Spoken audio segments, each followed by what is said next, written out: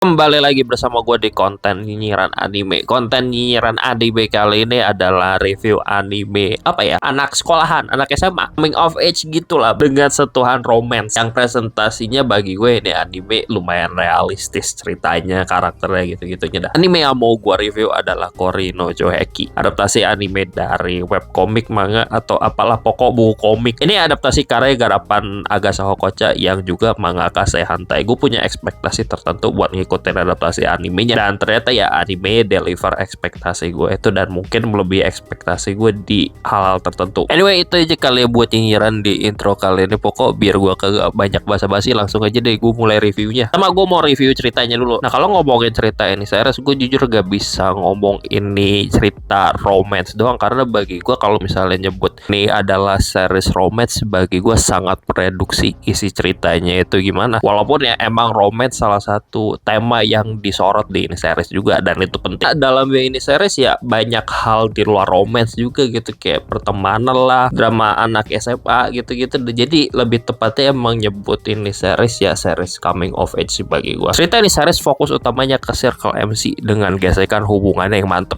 Kadang baikan, kadang berantem, kadang nongkrong gitu-gitu ya, semua dapet dengan MC-nya bernama Koyuki. Koyuki ini orang yang udah menutup dirinya banget dan sangat selektif sama lingkaran sosialnya karena masalah yang dialami di masa lalu dan juga masalah keluarga yang akhirnya kebikin sikap dia itu kelihatan dingin. Tapi kalau lu deket sama dia, sebenarnya dia gak sedingin itu juga gitu. Pelan-pelan seiring jalan cerita dia gak menutup diri juga, dan akhirnya terbuka lagi sama orang lain dan juga memahami perasaan dirinya sendiri. Tapi perjalanan buat gak menutup diri ini juga terjal gak mulus, dan gak mulusnya perjalanan dia ini yang gue suka di ceritanya. Dan di titik tertentu pas hubungan progres dan dapat karakter development, ada aja tantangannya yang mungkin bisa ngasih terkesan kalau dia ini regress dan balik lagi nyoba lagi gitu buat progres. Entah tantangannya itu bisa dari faktor miskomunikasi dari hubungannya, atau juga faktor eksternal alias orang luar circle juga berpengaruh sama progres cerita, dan itu semua dieksekusi dengan bagus rasanya buat gue yang ngebikin ini anime enjoyable dengan segala naik turun emosinya. Kadang gue kesel nontonnya, kadang gue lucu gitu nontonnya, kadang kerasa manis gitu, banyak deh sumpah emosi yang ditawarkan ini anime gue nontonnya, dan itu semua ngebikin cerita ini anime ya cerita representasi anak SMA banget sih, masa SMA banget, ngebikin ini anime kesannya salah satu series anime yang pembawaan anak SMA-nya itu main realistis. Dan ngomongin realistis, tadi ngomongin realistis, tentu juga ada hubungannya sama karakter yang pengen gue omongin di sini. Karena gue rasa dari suasana yang realistis itu ngebikin karakter di ini series juga terkesan realistis bagi gue. Kekuatan terbesar ini series dan Agasa Hokocha sebagai kreator source material, gue rasa emang dia ini jago banget kalau urusan karakterisasi. Kayak karakterisasinya itu pada bagus semua dari segi backstory, terus kepribadian, dan itu nyambung ke cara interaksi antar karakter, semua kerasa masuk akal kenapanya aksi reaksinya kayak spot on banget. Tingkah anak SMA yang populer, yang penyendiri, yang biasa aja sumpah dengan segala interaksi antar circle itu pakai banget rasanya. Hasilnya ngebikin ini series jadi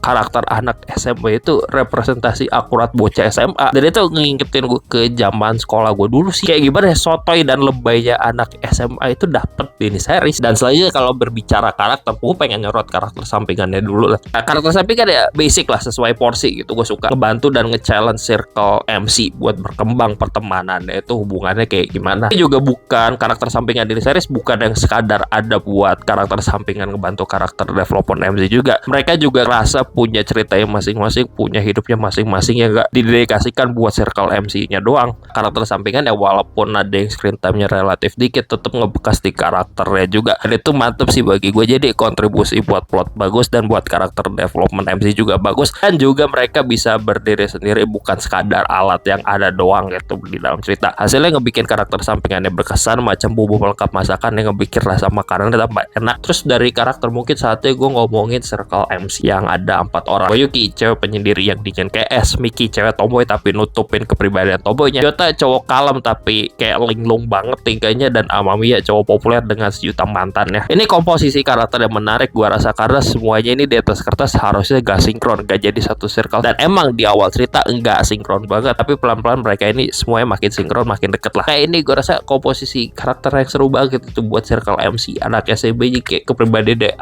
jauh banget, ternyata bisa satu itu seru, dan tiap karakter juga punya backstory masing-masing, punya masalahnya masing-masing, dan cara mereka ini biar saling berkembang hubungannya karakter developernya itu mantep sih. Apalagi ini series tuh jago banget pakai miskomunikasi antar karakter buat bumbu dramanya, jadi kayak gila stres ya gue ngeliat miskomunikasi itu ya emang gitu, tapi itu yang ngebikin cerita seru bagi gue. Lika-liku drama anak SMA yang enak banget, lagi kalau kita tambah bumbu drama dari orang luar circle itu tambah mantep deh cerita. Kayak ada karakter sampingan itu tiba-tiba recet gitu ke circle MC kan seru gitu ya, kayak gue kesel tapi kayak wah ini seru gitu, ada dramanya. Nah seru gue ceritanya bakal dibawa ke arah kayak gimana, kenapa karakternya kayak gini, gue pengen tahu justifikasinya apa, terus tindakan karakternya apa gitu tiap mengalami konflik. Itu seru aja sih gue liatnya gitu. Gitu deh buat karakternya yang gue rasa poin terkuat dari ini series atau Agasawa Kochi sebagai penulis cerita. Dan terakhir yang pengen gue review adalah visual dan animasi. Jadi aja visual dan animasi ini series ya gue rasa fun-fun aja. Kelihatan bukan anime yang punya production value yang tinggi amat, cuman mereka tetap jago ngakalin walaupun ya limited mainan visual dan animasinya. Mereka tahu kapan kudu pop off biar momen penting yang butuh visual dan animasi yang bagus biar ngena itu di mana, dan kapan kudu hemat, sesimpel itu aja sih. I mean ini anime drama juga sih, jadi gue nggak terlalu expect punya visual dan animasi yang megah dengan productionnya standar gini. Cuman mungkin kalau misalnya bisa lebih bagus ke depannya, gue ngarep aja sih someday gitu. Coba kan kayak gak mungkin semua gitu ya. Anyway itu aja buat review anime kali ini, Korin no Jaeki Rampart of Ice. Bagi gue ini adalah anime dengan rating 9 dari 10. Ini anime yang memuaskan banget bagi gue dari segi cerita dan karakternya tuh mantep, yang ngebikin gue ngasih di series ratingnya 9 dari 10. Pede banget gue sama hal itu. Gue gak punya kritikan banyak amat sih ke ini anime selain yang ada gue omongin di segmen-segmen sebelumnya kali ya. Tapi yang gue harapkan ya lanjutannya gitu loh, karena ini kayak ya ending gitu-gitu. Gue pengen tahu ke depannya hubungan si Circle MC ini gimana gitu ke depannya, kayak